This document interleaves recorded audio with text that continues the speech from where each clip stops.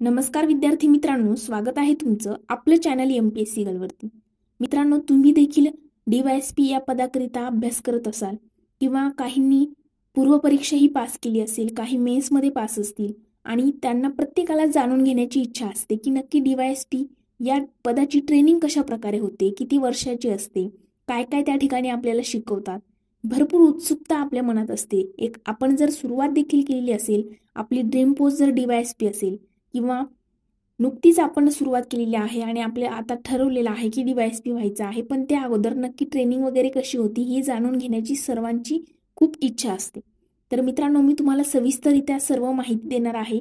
DYSP पदाची training कशी होते, किती वर्षाची असते, त्यामध्ये कोणकोणत्या गोष्टी तुम्हाला शिकायला मिळतात, आपण सविस्तररित्या बघणार आहोत. त्या अगोदर जर तुम्ही चॅनलवरती पहिल्यांदा आले असाल तर चॅनलला सबस्क्राईब करा आणि MPSC बद्दल अशीच महत्त्वपूर्ण माहिती आणि डेली अपडेट सर्वात अगोदर बघण्याकरिता बेल आयकॉनवर देखील प्रेस करायला विसरू नका. चला तर मित्रांनो, आपण व्हिडिओला सुरुवात करूया. मित्रांनो, ट्रेनिंग बघण्या अगोदर आपण बघूया की थोडक्यामध्ये की DYSP होण्याकरिता नक्की प्रोसेस कशी आहे. तर मित्रांनो, तुम्हाला राज्यसेवा परीक्षा द्यावी लागते. जर तुम्हाला DYSP पोस्ट हवी असेल तर तुम्हाला राज्यसेवा परीक्षा द्यावी लागते. त्यामध्ये 3 टप्पे तुम्हाला पार पाडावे लागतात: पूर्वपरीक्षा, मुख्य परीक्षा आणि मुलाखत. मित्रांनो, या ठिकाणी तुमची मैदानी चाचणी होत नाही. PSI पदाकरिता जशी मैदानी चाचणी घेतल्या जाते त्या प्रकारे DYSP या पदाकरिता मैदानी चाचणी घेतली जात नाही. कारण मित्रांनो बघा, PSI पदाकरिता मैदानी चाचणी होते तर त्यांची ट्रेनिंग ही 1 वर्षाची असते. मात्र तुमची ट्रेनिंग DYSP या पदाकरिता जी आहे ती 2 वर्षाची ट्रेनिंग असते आणि ती कशा प्रकारे असते तेही आपण बघणार आहोत. मित्रांनो, यशदा म्हणजेच यशवंतराव चव्हाण विकास प्रशासन प्रबोधिनी पुणे येथे तुमचं CPT प्रशिक्षण घेतलं जातं. तुम्ही भरपूर DYSPच्या मुलाखतीत ऐकलं असेल की आमची यशदामध्ये ट्रेनिंग झालेली आहे, यशदामध्ये हे शिकण्यात आलं. ते यशदा म्हणजेच काय, यशवंतराव चव्हाण विकास प्रशासन प्रबोधिनी पुणे येथे तुमचं काय होतं तर CPT प्रशिक्षण तुमचं त्या ठिकाणी घेतलं जातं आणि नंतर महाराष्ट्र पोलीस अकॅडमी नाशिक येथे तुमची इंडक्शन ट्रेनिंग होते. मित्रांनो, PSI ची ट्रेनिंग जिथे होते महाराष्ट्र पोलीस अकॅडमीला त्या ठिकाणीच तुमची इंडक्शन ट्रेनिंग देखील DYSP ची घेतली जाते. मित्रांनो, हे बघा चित्रात दिसतंय, हे आहे यशदा. या ठिकाणी तुमचं CPTPचं प्रशिक्षण घेतलं जातं. नक्की काय आहे त्यामध्ये, काय काय शिकायला मिळतं ते आपण बघणार आहोत.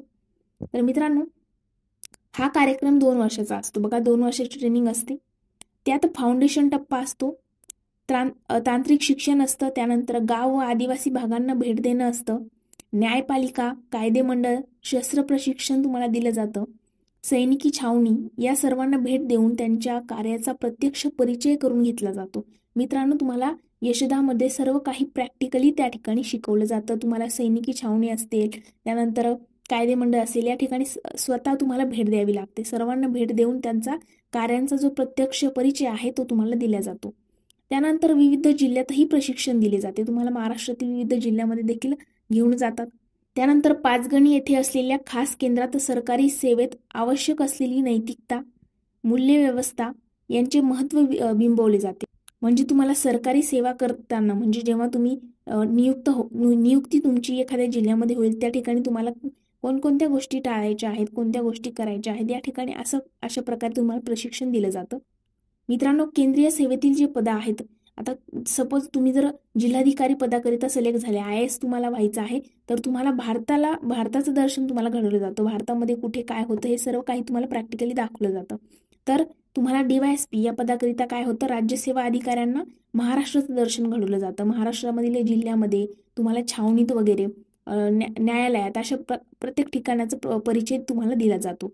इतकंच काय, तर दिल्लीलाही नेऊन तिथल्या कार्यपद्धतीचा परिचय तुम्हाला करून दिला जातो. म्हणजे तुम्हाला यशदामध्ये सर्व काही प्रॅक्टिकली शिकवलं जातं. नंतर तुमची इंडक्शन ट्रेनिंग असते. इंडक्शन ट्रेनिंग जी आहे ती महाराष्ट्र पोलीस अकॅडमी नाशिक येथे होते. मित्रांनो, इथेच PSI ची ट्रेनिंग होत असते, तुम्हाला माहित आहे. त्या ठिकाणी तुमची इंडक्शन ट्रेनिंग होते. आता इंडक्शन ट्रेनिंग म्हणजे काय बघा, इंडक्शन ट्रेनिंगचे 2 प्रकार आहेत. इंडक्शन ट्रेनिंगमध्ये तुम्हाला इनडोअर ट्रेनिंग आणि आउटडोअर ट्रेनिंग देखील घेतली जाते.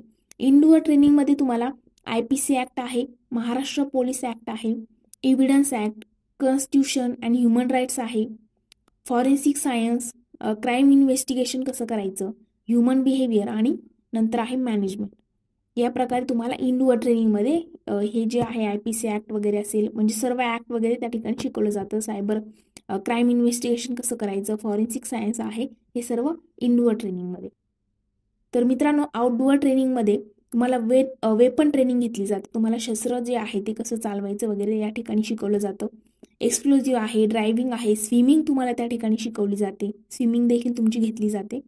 नंतर जंगल कॅम्प देखील तुमचे असतात. तर जंगल कॅम्प तुम्हाला त्या ठिकाणी आयोजित केले जातात. त्यानंतर आहे अनआर्म कॉम्बॅट, डायस्टर मॅनेजमेंट आणि रॉक. अशा प्रकारे तुमची इनडोअर आणि आउटडोअर ट्रेनिंग असते. तर मित्रांनो बघा, तुम्ही जेव्हा सिलेक्ट व्हाल, तुमची मुलाखत वगैरे झाली की तुम्हाला ट्रेनिंगचा कॉल येईल. कॉल आल्याच्या नंतर तुमची यशदामध्ये अगोदर ट्रेनिंग असते आणि त्यानंतर इंडक्शन ट्रेनिंग. हे बघा, यशदामध्ये तुमचं CPTP प्रशिक्षण असतं आणि नाशिक येथे तुमची इंडक्शन ट्रेनिंग असते. इनडोअरमध्ये आणि आउटडोअरमध्ये काय काय असतं हेही आपण सविस्तरत्या बघितलेलं आहे. तुम्हाला कोणत्याही प्रकारची शंका असेल तर तुम्ही मला कमेंटमध्ये प्रश्न विचारू शकता किंवा आपल्या चॅनलच्या अबाउट सेक्शनमध्ये देखील माझ्या इंस्टाग्राम अकाउंटची लिंक मी दिलेली आहे. तिथे जाऊन तुम्ही मला प्रश्न विचारू शकता. मी नक्कीच तुमच्या प्रत्येक प्रश्नाचं उत्तर देण्याचा प्रयत्न करेल. आणि मित्रांनो, तुम्ही देखील DYSP या पदाची तयारी करत असाल तर बेस्ट ऑफ लक सर्वांना. नक्कीच तुम्हाला पोस्ट मिळो ही देवाला प्रार्थना. तर आज आपण इथेच थांबूया. व्हिडिओ आवडला असेल तर व्हिडिओला लाईक, कमेंट आणि तुमच्या मित्रांसोबत देखील शेअर करायला विसरू नका. Thanks for watching.